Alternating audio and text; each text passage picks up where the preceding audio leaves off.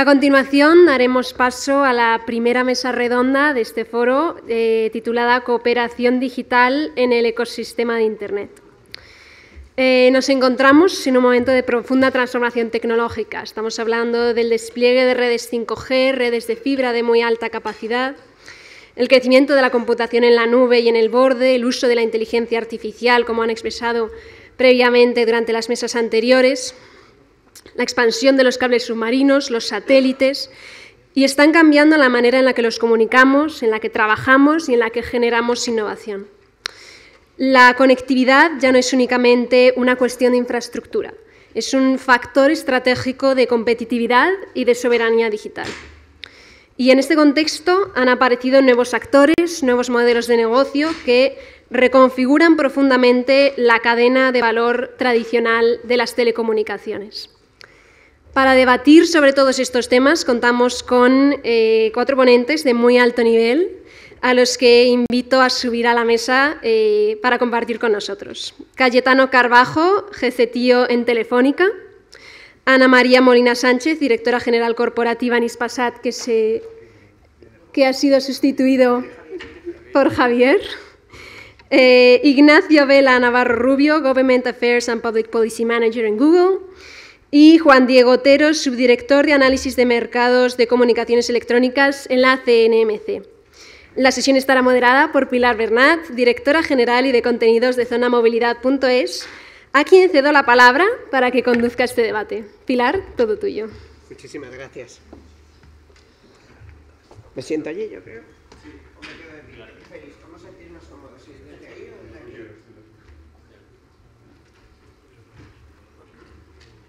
Me sentaré en el sitio de Jorge. Buenos días a todos. Un año más estamos en el Foro de la Gobernanza de Internet. Es una pena que no podamos terciar porque hablaba Ana antes de un debate que tuvimos hace 2 años de la Ley de Mercados Digitales y la Ley de Servicios Digitales, que dio mucho de sí. Fue incluso una mesa tensa en la que nadie perdió. Y no sabes la de veces que me he acordado de lo que se debatió en esa mesa y lo que tenemos ahora, ¿sabes? Porque realmente, por mucho que debatimos, de vez en cuando deberíamos hacer algo para repasar los temas que hemos tratado. Bueno, Jorge se me ha ido, pero le iba a decir que a mí ya me debería empezar a negociar el tema de los trienios en este foro, porque aquí Pilar, tal mesa, venga, fenomenal. No, pero yo lo de los negocios, lo de los trienios no lo he negociado y me voy a poner con ello cualquier día. Bueno, por supuesto, antes que nada, dar las gracias, como siempre, a la organización del Foro de la Gobernanza de Internet y por contar conmigo, como os decía, un año más, pero sobre todo porque siempre me ponen unas mesas de lujo con unos ponentes súper interesantes de los que siempre aprendo mucho y que luego recuerdo a lo largo de muchos de los debates que hacemos a lo largo del año, ¿no? El Foro de la Gobernanza de Internet, seguro que vais a estar de acuerdo conmigo, siempre ha sido un espacio clave para reflexionar sobre el futuro de la conectividad en el más amplio sentido de la palabra. Y como ahora mismo, como han señalado nuestros predecesores, pues verdaderamente estamos viviendo momentos de mucho cambio y me atrevería a decir de mucha incertidumbre, ¿no? Entonces, hoy vamos a abordar un tema fundamental, que es la cooperación digital en el ecosistema de Internet. Yo tal vez me he criado en este entorno tecnológico en un ámbito de mucha competencia, ¿no? Siempre ha sido una competencia súper fuerte, sobre todo entre operadores, multinacionales, etcétera, y ahora nos damos cuenta de algo que es bueno, ¿no? Que estamos abocados a cooperar. Han surgido tecnologías, bueno, yo diría unas han surgido y otras han tenido una evolución natural, como ha sido la 5G, el IA, todos los satélites LEO, que algunos incluso nos sorprendían mirando al cielo diciendo, Dios mío, ha llegado la invasión de los extraterrestres, ¿qué es eso que tenemos que tal? Y, no, es que están lanzando satélites y tal, y tú en la ventana diciendo, ¿estamos seguros de esto? Y dice, bueno, van en formación, por lo menos, o sea, puede ser interesante. Nos ha pillado a muchos, incluso aún trabajando en el sector, la sorpresa, ¿no? de cómo ha evolucionado. O sea, todavía no habíamos terminado de hablar de Galileo y ahora ya estamos hablando de algo que espero que tratemos hoy, ¿no? Como Iris 2, etcétera. Pues bueno, este vertiginoso escenario de una demanda de alianzas y una mayor cooperación nos lleva a algo que yo denominaría, si estáis de acuerdo, una conectividad transformadora. Bueno, os han presentado, o sea que no voy a repetir la presentación o lo que me gustaría decir cada uno de vosotros, que ya lo han hecho estupendamente. Pero sí, hemos articulado, si os parece bien, un poco el bloque que tenemos, que sabéis que es una hora, que tenemos que ser cumplidos, que nos han puesto ahí un reloj enorme que se nos cae en la cabeza para que yo nos tenga que cortar. Y lo dividiremos un poquito en 3 bloques. Eso no quiere decir que si queréis terciar, si queréis debatir, si queréis opinar, por supuesto, podéis tomar la palabra en cualquier momento y que estoy seguro de que el dinamismo de la mesa le agradará a nuestra audiencia. Bueno, voy a empezar por Google, ¿no? Porque siempre sois los más conflictivos. en lo bueno y en lo malo, en la salud y en la enfermedad. Ignacio, desde la perspectiva de Google, que como todos sabemos es un gran hiperescalador global, ¿cómo evaluáis el impacto de la integración de los servicios en la nube y la IA, ¿no? La inteligencia artificial que tanto nos está impactando, en la cadena de valor de las telecomunicaciones? ¿Y qué tipo de alianzas públicas y privadas, algo de lo que se habla continuamente, ¿no? La necesidad de las alianzas públicas o privadas, recomendáis para encontrar un equilibrio en la innovación de esto que denominamos la soberanía digital europea? Bueno, muchas gracias por la invitación. Puede que seamos los más conflictivos, pero siempre los más dispuestos a hablar. Desde luego. Demuestra que llevamos patrocinando este foro mucho tiempo. Desde luego. Y que estamos muy agradecidos siempre de venir. Y también agradezco a Jorge y a la escuela. Siempre colaboráis en todos los foros a los que se pide que asistáis, eso es verdad. Así que ahí estamos y bueno, una muestra más también es esta ponencia. En cuanto a lo que hablas desde el impacto de la nube en la IA en las telecomunicaciones, desde nuestra perspectiva el impacto es más de una convergencia que de una sustitución, ¿no? Nosotros hablamos siempre de complementariedad y simbiosis. Yo creo que es un error pensar que los servicios de la nube están reemplazando los servicios de telecomunicaciones. De hecho, son tecnologías de propósito general que apoyan al sector de las telecomunicaciones de la misma manera que pueden apoyar al sector farma, al sector financiero o al sector sanitario, ¿no? De hecho, los operadores de telecomunicaciones son grandes beneficiarios y usuarios de la nube y de la IA, ¿no?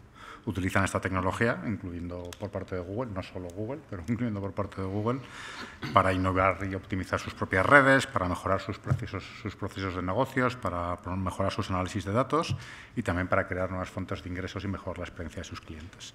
De hecho, si no recuerdo mal, el propio BEREC, el regulador un poco europeo de las teleco, ya lanzó un informe sobre las oportunidades de la IA para el sector de las telecomunicaciones que detectaba varias áreas en el sector de las teleco de las cuales podían diseñarse, ¿no? De hecho, ejemplos de colaboración que tenemos colaboración con grandes operadores de telecomunicaciones europeos. Uno de ellos es Deutsche Telekom, que ha declarado públicamente como Google Cloud como la plataforma ideal para analizar grandes volúmenes de datos y mejorar su experiencia del cliente, ¿no? También, evidentemente, con estándares de seguridad. Por lo tanto, un poco la nube y la IA no es que estén convergiendo con las telecos, sino que se están un poco potenciando mutuamente. De hecho, Google también es un gran inversor en infraestructuras de telecomunicaciones, en centros de datos, en cables submarinos. En España tenemos uno ya desplegado, tenemos otro en Portugal y otro que va a llegar en breve también a España, ¿no? Nosotros decimos, y haciendo nuestros cálculos, que llevamos el tráfico de Internet el 99% del camino, y eso no lo hacemos porque nos apetezca, sino porque eso también hace más eficiente para nuestros socios, los operadores de telecomunicaciones, la entrega de ese contenido que sus clientes finales han solicitado. Y en cuanto al tema que comentabas de alianzas y soberanía digital, yo creo que la mejor manera de equilibrar innovación y soberanía, siguiendo un poco también lo que os he dicho en la mesa de patrocinadores, no es la sobreregulación, sino la colaboración y el fomento de la adopción tecnológica. Y aquí creo que hay 3 cosas, ¿no? Por un lado, la soberanía digital no debe usarse como un pretexto para extender una normativa de telecomunicaciones a los servicios de la nube o el edge computing. Esos servicios que no están regulados, tienen muchísima regulación, ¿no? Tienen regulación como la NIS 2, como la DORA, si ya te metes en temas de DMA y DSA, ahí tienes también mucho de lo que hablar. Y extender esa regulación sería un poco innecesario y frenaría un poco la innovación, ¿no? Y se basaría en una premisa incorrecta de que estamos compitiendo más que colaborar. Y en tema de fomento de alianzas estratégicas, pues es un camino que ya estamos recorriendo desde Google con nuestros partners, que son los operadores de teleco. Tenemos acuerdos con Telefónica, con Orange, con Deutsche Telekom y con Vodafone. Y queremos que esos acuerdos son más el verdadero motor de la innovación que algo establecido regulatoriamente. Y por último, y algo que sí nos preocupa para el futuro, y también relacionado con informe Draghi, que habla un poco de simplificación regulatoria, también creo que hay una pata que es enfocarse en la adopción de las tecnologías.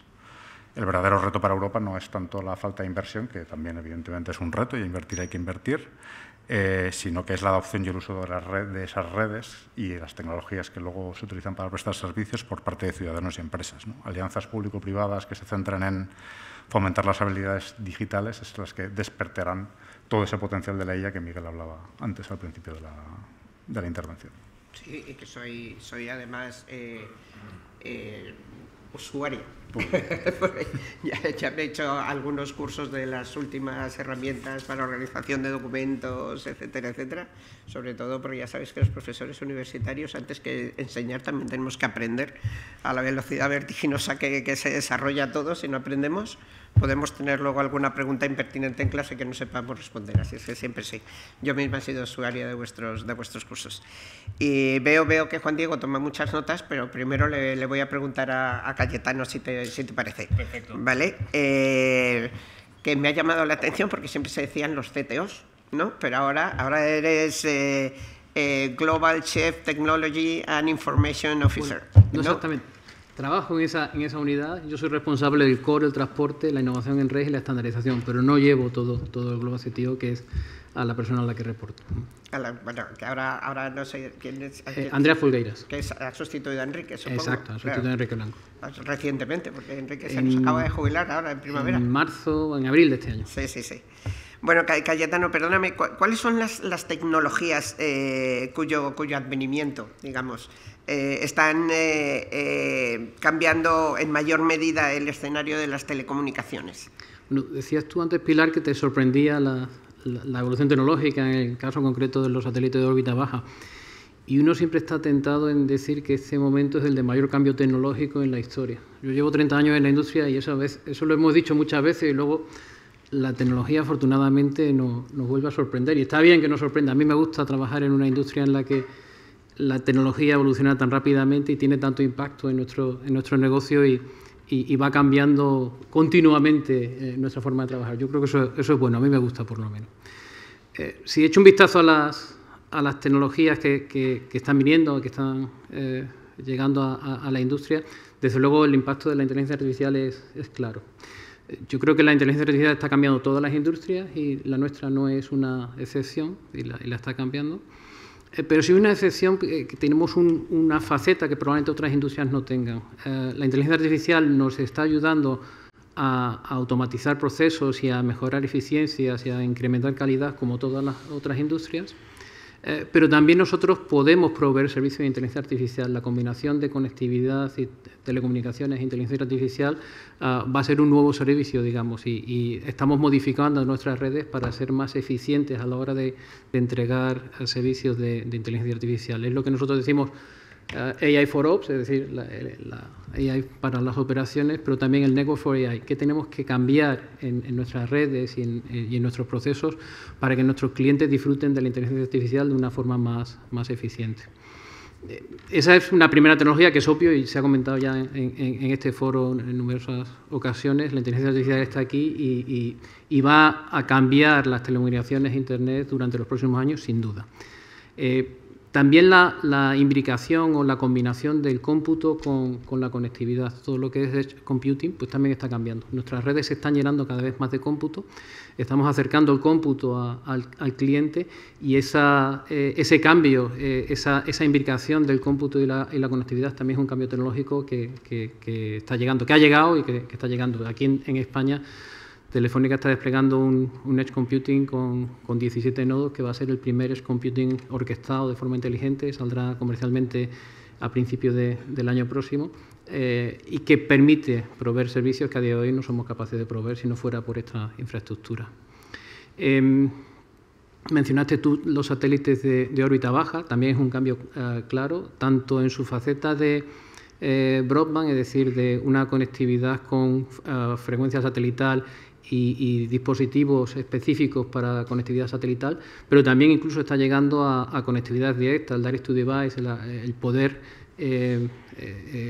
conectar directamente el satélite con los dispositivos móviles de los clientes. Esto se debe a que se ha ganado en performance y en capacidad bajando la órbita de los satélites y incluso el coste y la masificación de estos servicios ha reducido el coste y podemos pensar en usos que antiguamente pues, no estaban tan claros.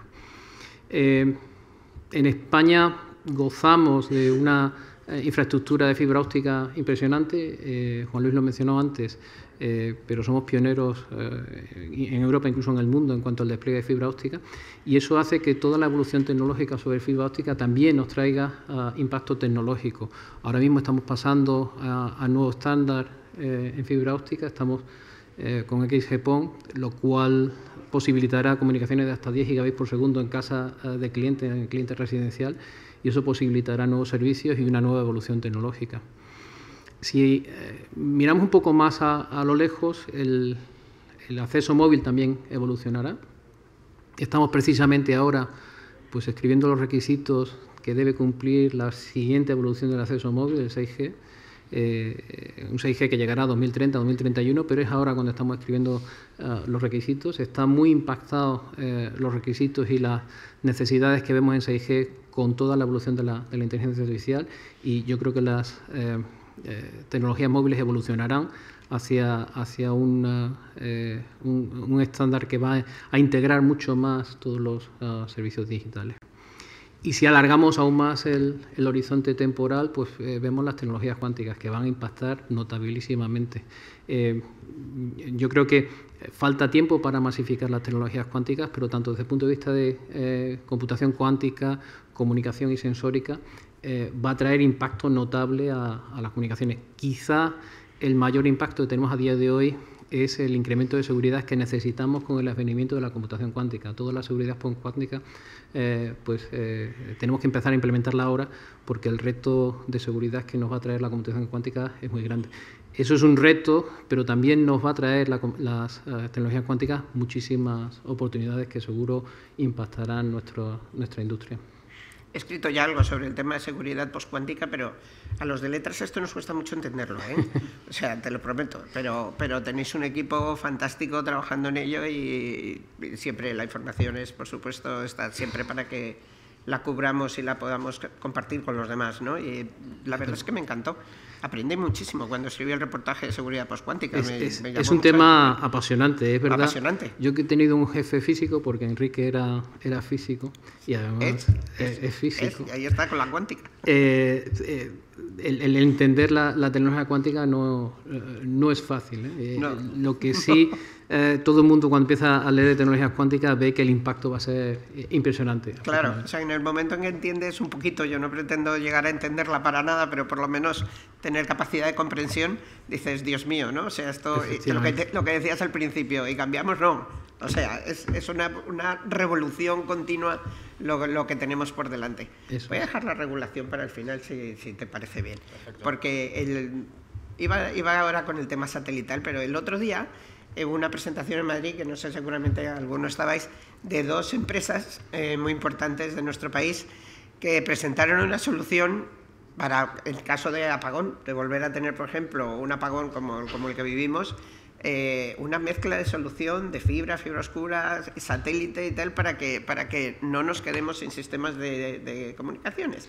Y me llamó mucho la atención precisamente lo que estamos tratando en esta mesa, ¿no? La combinación de tecnologías, la importancia de la llegada del satélite, todo lo que nos puede aportar en un mundo que está siendo incierto en muchos sentidos y por supuesto que también nos va a impactar. Por eso, Javier, quería preguntarte cómo se puede complementar y rebustecer. Robustecer es básico. El satélite, los sistemas de comunicaciones de un país, ¿cómo nos pueden ayudar? Bien. Lo primero, gracias. Disculpar a Ana, que no ha podido venir. El tema de los satélites. La verdad es que los satélites desde siempre han sido un complemento para las redes de telecomunicaciones. Es cierto que en su momento pues, tenían un menor protagonismo, porque al final pues, complementaban ciertos enlaces, hacían ciertos backups, siempre se tomaba como backup, y tenía una función principal, si quieres, que era la distribución de vídeo. Ahí es donde el satélite tenía su estrella y donde en su momento brillaba. Con la evolución y con el despliegue de las redes, el despliegue de la fibra, el despliegue de todas las tecnologías móviles, la realidad es que lo que ha ocurrido es que la conectividad se ha hecho presente en todo momento. Ya no era un lujo, sino se convertía y se ha convertido en una necesidad. Y ahí es donde, de nuevo, el satélite ha entrado a complementar las redes. Por más que tengas una extensión o una cobertura enorme, siempre hay zonas que bien por la densidad de población, bien por la orografía, son complejas de cubrir con sistemas móviles terrestres o sistemas de fibra. El satélite tiene la virtud de que, y ya estoy hablando de los geos, luego hablaremos de los no geos, de los leos, el que puede cubrir de forma completa pues el país o la región que quieras. Y a partir de ese momento ya tiene la posibilidad de ofrecer servicios, de complementarlos. En España, por ejemplo, hace 2 años, un año y medio, lanzamos, el Gobierno lanzó el programa Único Rural, Conéctate 35, que lo que tenía la intención de dar por satélite a aquellos ciudadanos que no tenían posibilidad de recibir vía fibra o vía otro medio más de 50 megas por segundo, posibilidad de tener servicios de conectividad de 100 o 200 megas por segundo, y se lo daban a través del satélite. Era de nuevo una manera de complementar, con lo cual el primer servicio que está prestando el satélite para el tema de las comunicaciones es pues llegar donde no llegan las tecnologías de tierra, y ese es lo de la brecha digital. Se ha comentado al principio, el tema de la brecha digital es un tema muy relevante y ahí es donde el satélite está muy presente. El segundo, y se ha puesto de relevancia, con el apagón, lamentablemente eso trajo a la luz pues que ninguna tecnología por sí sola es capaz de dar una respuesta completa ante situaciones de crisis y emergencias. En esa situación, la realidad es que todas las tecnologías son complementarias y lo que se ve es que tanto la fibra, el móvil y el satélite deben de combinarse para garantizar algo que es esencial, que en ese momento no puede haber una falta de conectividad para los servicios de emergencia, para todos aquellos servicios críticos, los sistemas de monitorización y control de las redes principales. Entonces, en ese punto, también de nuevo el satélite vuelve a jugar un elemento complementario con el resto de redes. Adicionalmente a eso, estamos descubriendo, a base quizá de ciertos eventos geopolíticos, que no podemos depender de redes de terceros o que debemos tener redes propias. Y ahí, de nuevo, existe la necesidad de complementarse. El satélite, de nuevo, ahí en el tema de la soberanía nacional, la autonomía estratégica, el garantizar una conectividad propia, pues vuelve a jugar un papel complementario. Y a nivel europeo, has mencionado has mencionado el tema de Galileo, has mencionado el tema de Copérnico, que sean 2 grandes proyectos que se lanzaron para que Europa tuviera capacidad de observación de la Tierra y navegación independiente, y nos hemos dado cuenta, a raíz de todos estos acontecimientos, que necesitamos también nuestros propios sistemas de comunicación segura. Y lo que se está haciendo con el satélite es un desarrollo que nos garantice esa soberanía, es decir, que no dependemos de terceros para poder tener nuestra conectividad asegurada. Eso es una parte fundamental. Luego hablaremos, si quieres, del tema de IRIS y tal, pero fundamentalmente también, y con esa conectividad segura, y viene un tema que ha comentado Cayetano, tenemos que garantizar los nuevos sistemas de encriptación. El sistema de cuántico, pues nosotros, por ejemplo, del satélite estamos desarrollando lo que es el envío de las claves cuánticas, que es fundamental para mantener esa seguridad de todas estas redes, porque todos estos sistemas nuevos tienen también sus limitaciones en distancia, y sin embargo el satélite es capaz de suplir o digamos que mejorar las distancias a las cuales yo puedo compartir esas claves. Muchas gracias. Da un poco de vértigo mirar hacia el futuro. Pero bueno, he querido dejar apostada a Juan Diego para el final, porque mi pregunta, la primera pregunta que quería hacerte se basa precisamente en lo que has puesto en la mesa, ¿no?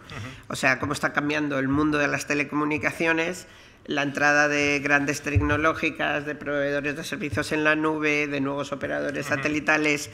¿Qué dinámicas de cooperación y competencia se observan desde el regulador? Pues gracias, Pilar, gracias Jorge y a la escuela por la invitación. Yo soy Telecor de Barcelona, de la UPC, pero aquí en la Politécnica de Madrid siempre estoy como en casa, así que muchas gracias. Bueno, Pilar, con lo que preguntabas, estamos ahora, ya lo han ido comentando mis compañeros, estamos ahora en una fase de que conviven cooperación, competencia, interdependencia entre los operadores de teleco y las grandes tecnológicas. Hay múltiples ejemplos, ¿no? Tal vez de los primeros veíamos como con servicios de mensajería como WhatsApp pues entraban directamente en el negocio de los telecos, ¿no? Que tenían sus SMS. Ahí es un ejemplo pues de competencia pura, casi pura vamos a decir. Luego tenemos aspectos más híbridos como las plataformas de streaming como Netflix y Amazon Prime, ¿no? En un principio era como una competencia clara con los operadores de teleco, que ellos también tenían su propia oferta de televisión de pago, ¿no? De IPTV, y bueno, recuerdo que Netflix hubo un tiempo en el que incluso pone una tabla, ¿no? con la velocidad de descarga de los distintos operadores de teleco para acceder a sus servicios, ¿no? Como una herramienta de presión, ¿no? Oye, trátame bien, ¿no? Que la gente lo va a ver. Y ahora, sin embargo, pues ya estamos en una fase en la que los operadores como Telefónica, Orange, etcétera, tienen una oferta de televisión de pago que es fundamental en su oferta, en la que han integrado pues a Netflix, a HBO, y bueno, pues ahí es esa mezcla de competencia y cooperación.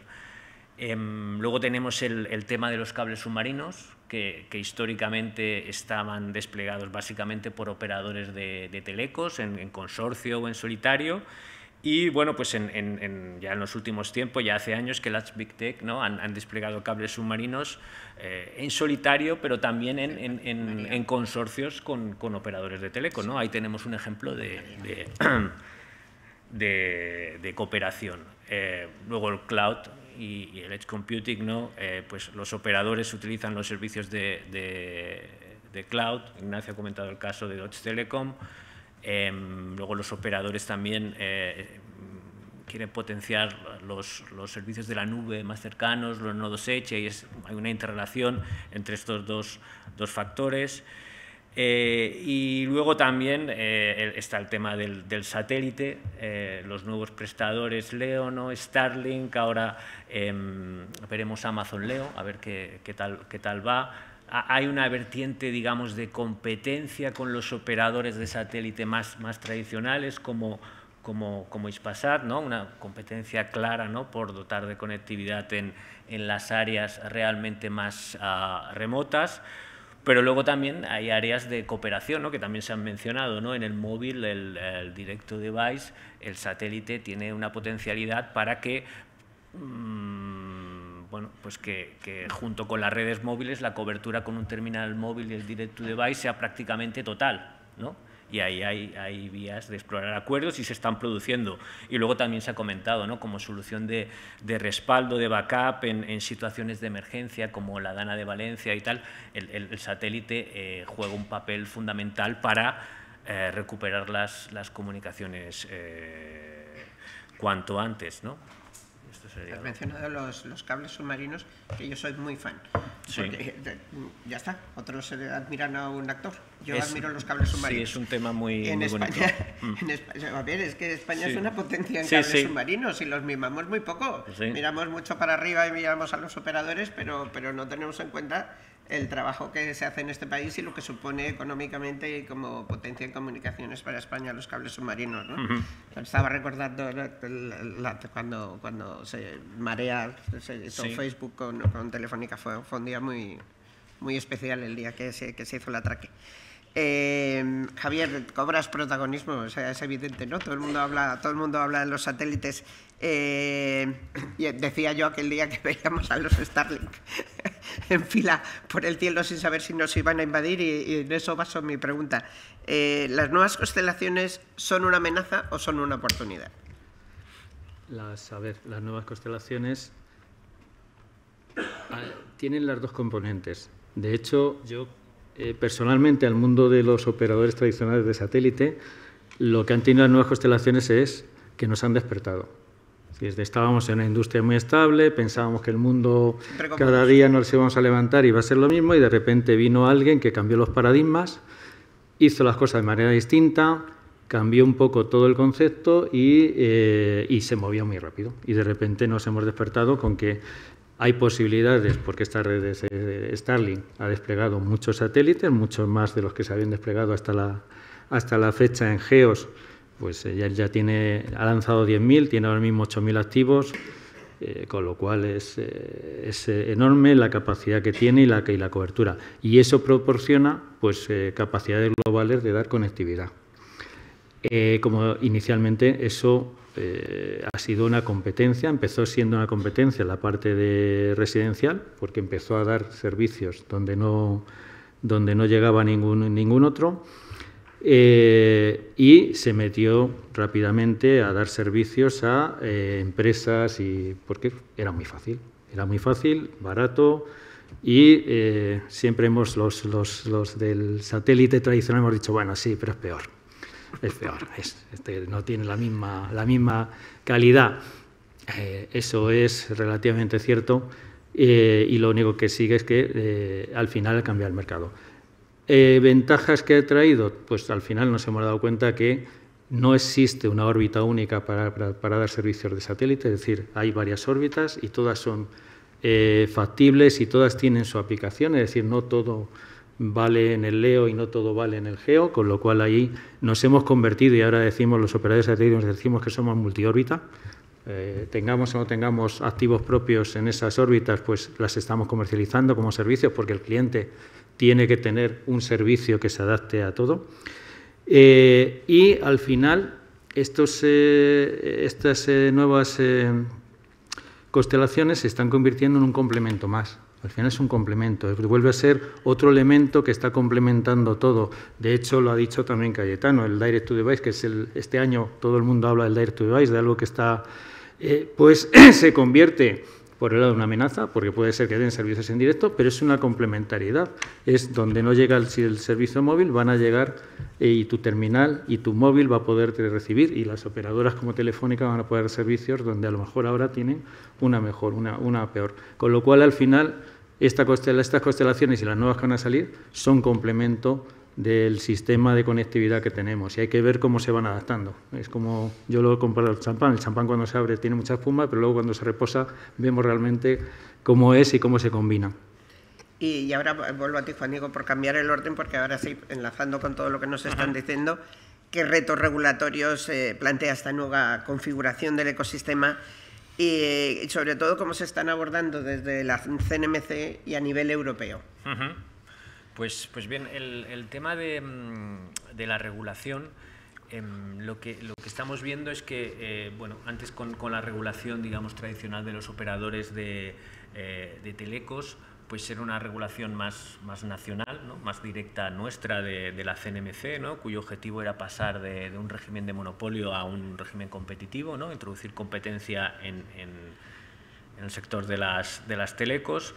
Y durante un tiempo se hablaba, ¿no? de que las grandes plataformas pues, tenían muy poca regulación, ¿no? En comparación con los operadores de telecomunicaciones. Y eso ha ido cambiando con muchas iniciativas que se han ido comentando ya esta mañana. Tenemos la Digital Markets Act, la Digital Services Act, que ya son iniciativas europeas de la Comisión Europea, en la cual pues, los reguladores nacionales tienen un papel más, sobre todo en la DMA, más consultivo, ¿no? A través del grupo de reguladores europeos del BEREC. Bueno, la CNMC, como somos un regulador de mercados y de competencia, pues en la DMA estamos como autoridad de competencia y como regulador de telecos, ¿no? Tenemos estas dos ramas, ¿no? Y luego también está, veremos qué ocurre con la próxima Digital Networks Act en el próximo enero, ¿no? Que la Comisión Europea pues haga una primera propuesta. Veremos ahí cómo aborda grandes retos de lo que estamos hablando, ¿no? De la interrelación entre los operadores de teleco y las grandes plataformas. Veremos qué propuestas se plantean allí. Y bueno, ahí nuevamente el rol de la CNMC es a través del BEREC, principalmente, que la CNMC tiene un rol muy importante. Lideramos dos de los grupos de trabajo más importantes, el de análisis de mercados y el de Future Trends, y luego además la CNMC será presidente del BEREC en 2027. Alejandra Iturriaga, nuestra directora, será la presidenta del BEREC en un año muy importante en el que se estará debatiendo sobre la Digital Networks Act, ¿no? Y esto es muy, muy importante. Y luego ya por último hemos hecho una labor de informes. Hay dos recientes de la CNMC que yo creo que son muy interesantes. Uno es el de el estado de la interconexión IP en España, y luego otro del tema que comentabas que te gustaba, de los cables submarinos, y centrándonos en los cables submarinos nacionales, ¿no? El estado los que conectan pues las Canarias, las Baleares y Ceuta y Melilla. Un panorama que cada vez se va haciendo más complejo. Sí, sí, totalmente. Porque ahora voy un paso más allá. Ignacio, porque hasta ahora siempre hablábamos de competencias de tecnología, ahora vemos que tenemos que ser colaborativos, pero tenemos un nuevo panorama, un contexto de creciente competencia entre Estados Unidos, China y Europa, ¿no? En la que Europa siempre, desde mi punto de vista, corrígeme si me equivoco, me da la impresión de que sale resentida y que va un poco con la lengua fuera. ¿Qué políticas se impulsarían o impulsaría Google para fomentar la colaboración transfronteriza en términos de conectividad, por supuesto, y tratando de evitar la fragmentación? A ver, antes creo que Juan Luis hablaba del informe Draghi que todos recibimos con los brazos abiertos, diciendo que aquí tenemos una oportunidad, sobre todo la ómnibus, que ya veremos por dónde va. Desde luego yo el informe Draghi es una oportunidad. El problema es que hay muchas de las cosas que ha señalado Draghi, el porcentaje creo que coges de las cosas que se han hecho son muy pocas, ¿no? Entonces todavía tenemos mucho terreno por arar, por decirlo así, ¿no? Entonces yo creo que sobre todo lo que necesita Europa para competir globalmente, estoy de acuerdo que con muchas cosas sí está atrás, pero eso no significa que no tenga un grandísimo potencial, tanto por el mercado europeo. De hecho, creo que hay más startups ahora en Europa que las que hay en Estados Unidos, por lo tanto hay muchísimas cosas que se pueden hacer, pero lo que Europa necesita sobre todo es un mercado único digital fuerte y cohesionado y abierto. Y aquí queremos la fragmentación, evidentemente, es el principal enemigo de estas escalas que necesita la competitividad europea. Y las políticas públicas que nosotros haríamos irían en dos direcciones. El primero es conseguir una armonización real. Y en temas más de redes o de telecomunicaciones, creo que hay dos aspectos que son importantes. El primero es la armonización de las políticas de espectro radioeléctrico. Ahí creo que el espectro radioeléctrico, las frecuencias no entienden de fronteras. Entonces, la regulación puede jugar un papel muy importante, ¿no? Si tú pasas de España a Francia, las frecuencias son las mismas, ¿no? Entonces, ahí facilitar los usos compartidos, creo que hay una política y administrativa y pura que se puede hacer, y creo que ya hay trabajos orientados a ese sentido, y también la Unión Internacional de Telecomunicaciones hace una buena labor, y eso ayudaría también a la eficiencia, economías de escala. Y la segunda es facilitar la prestación de servicios paneuropeos, ¿no? La transposición del Código Europeo de Comunicaciones Electrónicas a nivel nacional, pues sigue creando un poco un mosaico de reglas que va un poco por país, y creo que eso es algo que se puede tratar de evitar. Yo sé por experiencia propia que la CNMC trata de facilitar mucho más la cooperación entre distintos organismos reguladores, y que el BEREC está también navegando en ese sentido, pero claro, luego la ley es la ley, la norma nacional es la norma nacional, y hay que verlo. Y luego la parte también es muy importante, sobre todo, es evitar la fragmentación interna, ¿no? Sobre todo en este conflicto que estabais hablando. Y ahí el tema de regular la interconexión IP y ese mecanismo de resolución de disputas que se está hablando a veces en el Digital Networks Act, que ya veremos cómo acaba. Esto está en discusión, o sea, esto es una conversación que viene de lejos. Creo que eso, si se acaba estableciendo, sí crearía una fragmentación, porque llevaría a las operadoras de teleco y a las empresas de Internet a llegar a negociaciones bilaterales para llegar a acuerdos, lo cual es la definición misma de la fragmentación, ¿no? Entonces, establecer un poco ese tipo de políticas de armonización, como hemos hablado, y de rechazar la fragmentación, creo que sería el camino que deberíamos seguir para el futuro. Y si hablas un poco ya, si me permites, si eres fans de los cables submarinos, aquí ya te digo que Facebook tiene uno Marea, nosotros tenemos dos. El Grace Hopper, que sale de Bilbao y va a Nueva York, y luego hemos anunciado el cable Sol, que sale de Santander y acabará yendo a Azores y luego a Florida. Entonces, si es que de verdad que en España no le damos la importancia que tienen los cables submarinos. Y en total 34 en todo el mundo, o sea que son inversiones en infraestructura muy potentes que Google asume como propias. Pues me encanta este planteamiento, pero Es verdad que Telefónica últimamente nos ocupan las noticias continuamente por los cambios que por esta larga historia que todos los que estamos aquí conocemos, está sufriendo muchos cambios, Cayetano, pero ¿cómo ha cambiado el modelo de relación de los distintos agentes? Porque ya no solo es entre operadores o con el regulador o con el gobierno, tal, sino ya hay tantos agentes ahora mismo integrados que los estamos mencionando en esta mesa continuamente. ¿Cómo ha cambiado esta forma de relación entre unos y otros? Bueno, en mi opinión yo creo que lo que ha cambiado es la mayor imbricación. Es decir, tenemos no una relación de competencia o de colaboración, sino también de complementariedad. Y los servicios son cada vez más complejos y la imbricación entre los agentes es cada vez mayor y el número de agentes implicados para proveer algunos servicios es mayor. Pongamos, por ejemplo, el proveer un servicio de inteligencia artificial, la conectividad la puede proveer un agente, la capacidad de cómputo otro, el LLM o los varios LLMs pueden ser provistos por otro agente y los servicios de inferencia finalmente por otro agente. Es decir, colaboramos muchas distintas empresas para dar un único servicio al cliente final y eso es una mucha mayor imbricación y una mucha mayor complementariedad e incrementar el número de agentes que participan en toda esa cadena. Eso va a cambiar claramente, está cambiando de hecho las relaciones entre los distintos actores. Otro ejemplo es el que hablábamos antes del advenimiento de los satélites de órbita baja y el Direct to Device. Hasta hace poco no había playas satelitales que proveyeran servicios masivos a cliente residencial y con el Direct to Device eso está empezando a pasar, bien a través de los operadores o bien directamente cuando los players satelitales tengan espectro propio, pues podrán dar servicio satelital de forma masiva a cliente residencial. Es un nuevo agente que entra en el mercado residencial que antes no estaba. Entonces, el ecosistema digital era muy rico, pero se está enriqueciendo aún más, se está haciendo cada vez más complejo, que es algo a lo que tú te referías, y necesitamos analizar ese ecosistema en su complejidad y aprovechar esa riqueza que todas las empresas que trabajamos en él aportamos. No sé si queréis apuntar algún comentario sobre algo de lo que habéis hecho los otros o cambio de tercio. Pues vamos al cambio de tercio. En esta última ronda me gustaría preguntaros por los retos regulatorios, pero también por los geopolíticos, que no son menores. Juan Diego, todos sabemos, los que estamos aquí, España es una potencia en fibra.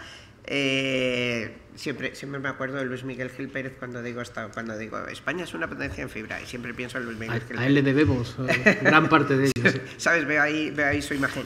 La cobertura de redes de nueva generación también, hablábamos de los submarinos, o sea, todos los ecosistemas, todos los actores del ecosistema de Internet. ¿Qué factores explican este liderazgo de España y qué papel ha tenido la regulación en alcanzarlo? Porque, venga, por poner un poquito de puya, los operadores en este país se han peleado con la señora Vestager hasta todo lo que se puede en este mundo señalar, y sin embargo la regulación ha tenido un papel muy importante para que España esté en la posición que se encuentra en términos de conectividad, ¿verdad? Sí, totalmente, gracias Pilar. Bueno, aquí es un éxito de país y obviamente quienes despegan las redes de fibra son los operadores, no el regulador, con lo cual es un éxito suyo. No es importante, ya se ha dicho varias veces, ¿no? Pero mucha gente aquí lo da por hecho, no es consciente. La cobertura de fibra en España es del 95%, somos líderes no solo europeos sino mundiales, ¿no? Terceros de la OCDE en penetración de la fibra, ¿no? En el mercado de banda ancha, ¿no? Porque algunos países han conseguido tener cobertura de fibra, pero luego las ofertas que comercializan pues son más caras que la del ADSL y la migración no está siendo tan rápida como fue aquí. En España, ¿no? Y bueno, el cierre del cobre que se ha producido este año aquí en España. En la Digital Network Act se estaba debatiendo la posibilidad de fijar una fecha de 2030 para el cierre del cobre europeo para toda Europa, y hay bastantes voces, nosotros no obviamente porque ya estos deberes ya los tenemos hechos, ¿no? Pero hay voces críticas que consideran que 2030 es demasiado exigente. para que veamos un poco el contexto, ¿no? Y bueno, todavía no se ha establecido ninguna fecha, digamos, europea, con lo cual estamos muy bien. Y quien ha desplegado las redes de fibra han sido los operadores, eso vaya por delante. Nosotros creemos que hemos hecho una regulación pro competencia y pro inversión, en especial el acceso regulado a la infraestructura física de Telefónica, digamos lo más de la infraestructura civil, ¿no? Las canalizaciones, los conductos, los postes, las arquetas, que el resto de operadores hayan podido acceder a esta infraestructura muy extensa de Telefónica y con espacio, ha sido clave para que ellos también hayan podido desplegar sin necesidad de abrir nuestras calles 5 veces, como pasaba al inicio con los operadores de cable en el 98. Eso luego no ha pasado, ¿no? Se ha desplegado miles y miles de kilómetros de fibra y no hemos visto que hayan abierto nuestras calles 50 veces, ¿no? Pues eso es porque se ha utilizado la infraestructura física de Telefónica. Ahora también se puede utilizar la de todos los operadores con infraestructura, de telecos o de otros sectores, pero más del 90% de las redes van sobre la infraestructura física, de redes de fibra, van sobre la infraestructura física de Telefónica. Y ya digo, eso lo hicimos en 2008-2009, cuando no era la moda regulatoria europea. Luego sí que se convirtió, viendo el éxito que supuso en España y también en Portugal. Y bueno, creemos que eso ha sido clave, ¿no? Competencia en infraestructuras, buenas ofertas de fibra. Esas buenas ofertas de fibra han hecho que la migración cobre fibra haya sido muy rápida. Y nada, estas han sido las principales claves, creemos. Los ciudadanos lo agradecemos, sí, porque totalmente. yo me acuerdo, aquí todos lo recordamos en las ciudades de las zanjas. Sí, eso fue al principio. También el papel de en las partes más remotas, ¿no? El papel del Ministerio con las ayudas para llegar a los sitios ya más remotos, ¿no? También ha sido relevante. Algo que también hemos tenido bien en España, y no es porque haya alguno presente, sino porque es justo decirlo, es que hemos tenido buenos secretarios de Estado de Telecomunicaciones, que sabían lo que hacían y eran muy buenos profesionales, sinceramente. Alguna rara excepción, pero por lo general ha sido estupendo. les tenemos mucho afecto. Javier, no te vas a escapar sin que te pregunte por Iris 2, que tiene un nombre muy bonito, pero déjame que el Sistema de Infraestructuras de Resiliencia, Interconectividad y Seguridad por Satélite. Queda más bonito Iris 2. Bueno, más corto por lo menos. Esto es una apuesta europea, ¿no? En relación, sitúanos por favor en el contexto geopolítico internacional. Pues, a ver, Iris es la respuesta europea para disponer de infraestructura de comunicaciones seguras por satélite propia. Es un diseño que es una constelación de multiórbita, va a tener no solamente satélite LEO, sino tiene satélite MEO, no pretende para nada ser la competencia de Starlink o de Amazon LEO. Está enfocado a dar eso, comunicaciones para los gobiernos, para defensa, para emergencias, fundamentalmente para ese entorno. Se va a integrar de manera transparente 5G con las redes terrestres, es decir, es algo que la evolución de los satélites va a que no se diferencie. O sea, que se pueda perfectamente prestar servicios entre una red terrestre y una red de satélite sin que el cliente se entere. O sea, va a ser totalmente transparente, se le va a poder... Eso es algo fundamental. La iniciativa de Iris tiene la particularidad que es los otros dos programas, que era Copernicus y Galileo, fueron programas puramente públicos. Este nace con un público privado. Significa que de los 10.000 millones que se estima que ha costado el sistema, un 60% lo pone la Unión Europea y el 40% lo ponen los operadores privados, que son los que conformamos el consorcio. El consorcio se llama ExpressRise, está formado por los 3 operadores más representativos en Europa, que son Eutelsat, SES e Hispasat. Y nosotros lo que hacemos es, más allá de desarrollar el sistema para la propia comisión, hemos adquirido capacidad en la constelación para poder ofrecer servicios propios, servicios comerciales dentro de esa capacidad, que es adicional a la parte, con lo cual digamos que cambia un poco el concepto y desarrolla mucho esa situación.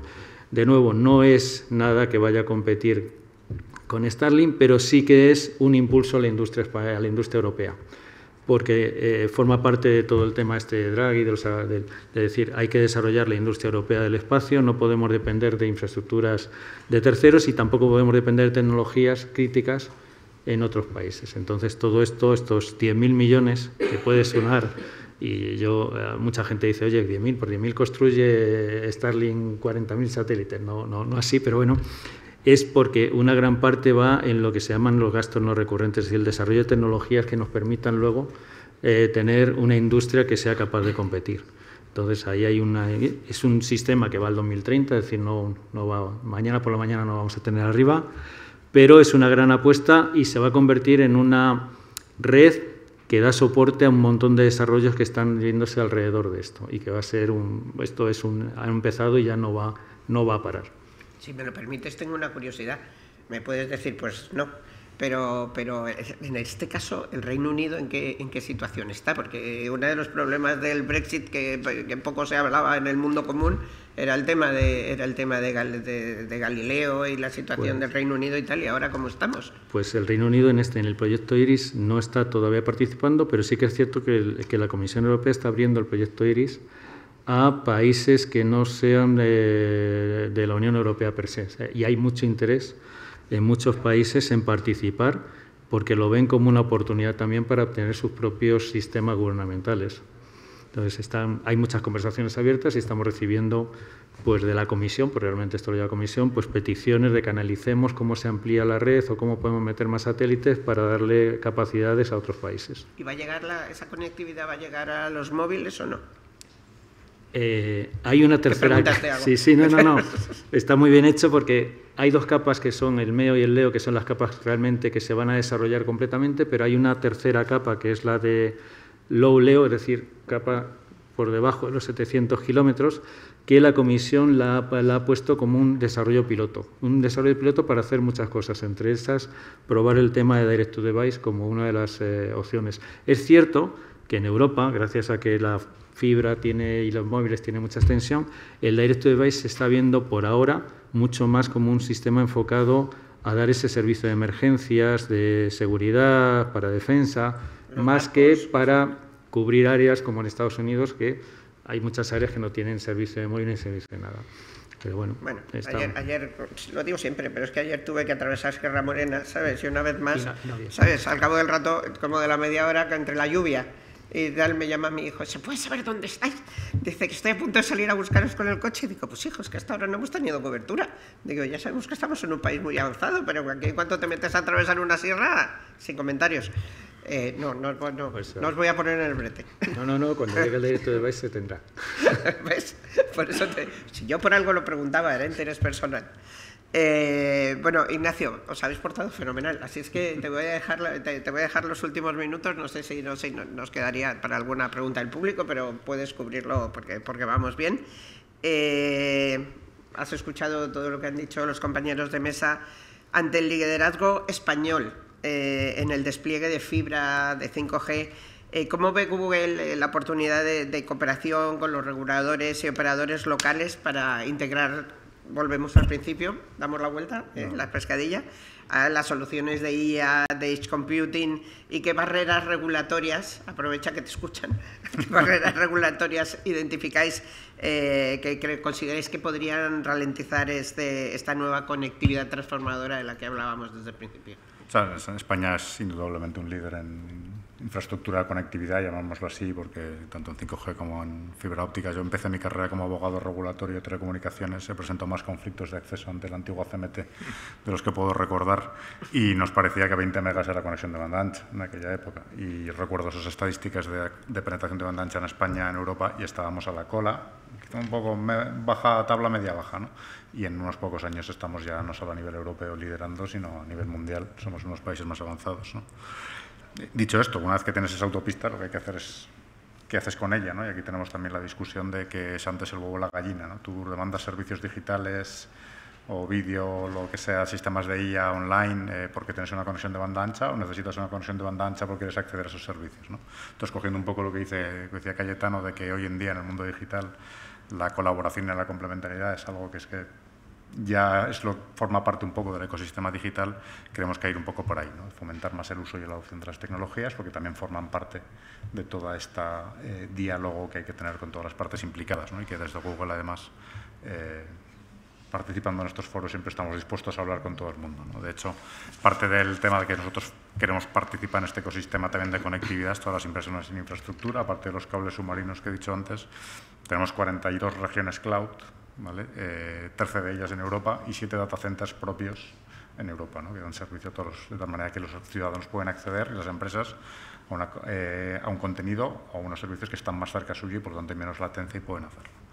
Y en cuanto a las barreras regulatorias, pues me remito un poco a lo que he dicho antes sobre el tema de la futura Digital Networks Act. Evidentemente vamos a seguir la evolución, sabemos que las conversaciones todavía están ahí, pero el tema de ese mecanismo de resolución de disputas puede llevar a una especie de tasa por el uso de Internet que pagamos las operadoras o las empresas tecnológicas a los operadores de teleco, que creemos que sería un efecto indeseado para todos, ¿no? Y que sería una manera de fragmentación del mercado. De todas maneras, parece que no van por ahí los tiros, sino simplemente es una posibilidad que está ahí.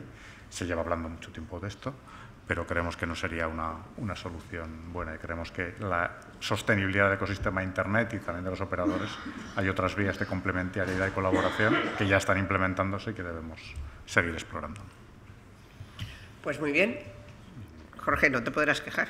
Nada que regañarme. 1 minuto 26. Si alguien quiere hacer alguna pregunta. Allí tenemos una pregunta. Voy a leer primero las de online. Ah, vale, pues una y una. Nos da tiempo para eso. Pilar pregunta, cuando hablamos de las infraestructuras globales, son infraestructuras que normalmente involucran a varios países o que se despliegan a escala global como redes satelitales, pero cada país tiene una legislación digital diferente. ¿Cómo se gestionan las empresas estas diferencias legislativas? Esto te va a tocar a ti.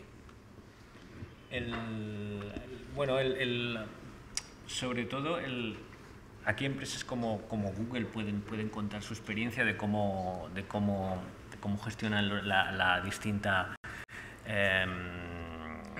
leyes las distintas legislaciones, las diferencias legislativas entre unos países y otros. Y en cuanto a conectividad, operadores de teleco, ¿no? Yo creo que el principal ejemplo serían los operadores de satélite como Starlink, tal vez, ¿no? Que bueno, yo creo que ellos van adaptando su oferta a la legislación que tienen, a las condiciones competitivas, por eso los precios no son los mismos en los diferentes países. Y bueno, eso es uno de los retos de las operadoras y grandes plataformas globales, tener que adaptarse a las distintas legislaciones, aun cuando en Europa hay muchas que son realmente similares, ¿no? Y hay regulación europea que les vale para toda Europa. ¿Cómo lidiáis vosotros con las...? Con mucha paciencia.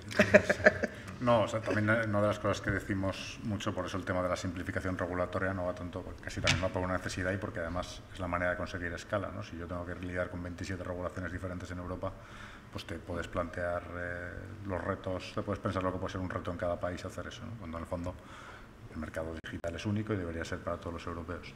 Entonces, evidentemente hay un análisis legal de todas las normativas. Si se ve alguna red flag o absolute stopper, pues ya evidentemente se escala. Y luego también tenemos políticas que tratamos de aplicar a nivel global, ¿no? Por ejemplo, en temas de políticas de peering, intercambio de datos entre operadoras, tenemos una política pública al cual todo el mundo puede conectarse y eso también sirve para generar estándares. De ahí que todos esos temas de cooperación y colaboración creemos que es una solución pues muy buena. Que luego de ahí se genere una regulación con determinados principios, pues fenomenal, se puede hablar. Pero entre la colaboración y la cooperación en el mundo de Internet es que si no, no funcionaría. Entonces, es un poco... Tratamos de lidiar la situación como podemos. No te quiero dejar con la palabra en la boca, así es que ya vamos tarde, pero... Vale, bueno, mi pregunta es, siendo España un referente en conectividad, ¿por qué no hay una empresa tecnológica referente como puede ser Google, TikTok o cualquiera de este tipo de empresas? Sin embargo, en otros países de Europa sí que hay, por ejemplo, ASML, Spotify y todo este tipo de empresas. ¿Por qué creéis que en España no hay un referente tecnológico como empresa porque es un país pequeño, por la distinta regulación, porque no hay inversión. ¿Qué es lo que creéis que pasa en España? A ver, la voy a sacar yo, una lanza por Telefónica. Iba a sacarla yo, por supuesto, ¿no? Pero vale, ahora ya te dejo, pero vamos, que lo iba a hacer yo porque, o sea, yo creo que Telefónica es una empresa de referencia internacional. Es que el Telefónica es tan grande y abarca tantas cosas que muchas veces no nos damos cuenta. O sea, nos limitamos a ver a lo mejor lo que es el servicio de conectividad de Movistar, y Telefónica es un mundo. Es verdad que somos referentes en conectividad mundial y que muchas de las cosas que hemos hecho en España pues estamos exportando. De la misma forma que hemos apagado el cobre en España, pues lo vamos a hacer en Brasil y tenemos un despliegue de fibra parecido. Pero tu pregunta va más allá por el lado industrial, es decir, suministradores de tecnología básica, y eso es una carencia que nosotros también sufrimos. En conectividad somos referentes y somos referentes mundiales, pero Europa, no solo España, sino Europa tiene muy poca soberanía industrial en cuanto a la tecnología. Si nos ponemos a pensar suministradores de chipsets o suministradores de servidores, por poner dos ejemplos, tenemos muy poquita variedad dentro de Europa, por no decir ninguna. Servicios cloud, la mayor parte de los servicios son provistos por empresas que no son europeas. Y ya no solo es un problema español, sino también europeo. Toda la discusión que tenemos ahora en cuanto a soberanía europea viene causada por eso, precisamente, porque hay muy pocos campos en los que seamos, a nivel de Europa, capaces de proveer los equipos y la tecnología que necesitamos. Si lo circunscribimos al hecho a España, eso se replica y tenemos muy poquita base industrial en cuanto a tecnología básica de cómputo y de telecomunicaciones. Bueno, habéis mencionado la palabra chip. Yo, en cuanto oigo la palabra chip, empiezo a pensar en el PERTE chip y me vengo arriba. Así es que es mejor que me calle y que os dé las gracias a todos por este rato que habéis compartido conmigo, que, como ya os he anunciado, era una mesa muy interesante. Muchísimas gracias. Gracias.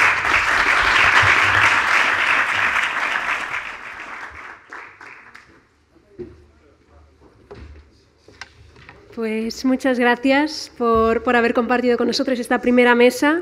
Y ahora haremos un pequeño receso. Les invitamos a todos a salir al área habilitada justo fuera de la sala para tomar un café. Retomaremos la sesión a las 12:15. Por favor, intentemos regresar puntualmente.